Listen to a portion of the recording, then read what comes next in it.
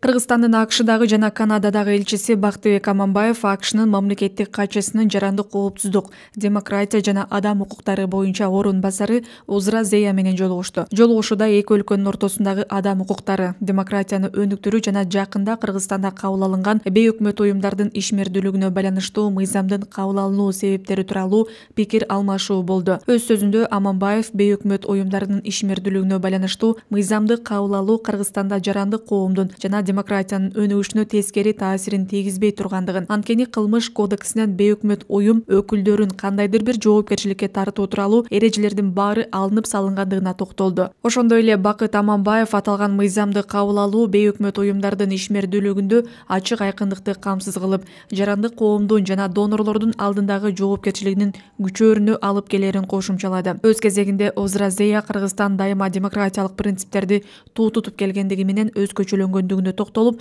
адам укугу жана демократиялык баалуулуктарды өнүктүрүү жаатында кызматташууга даяр экенин ырастады.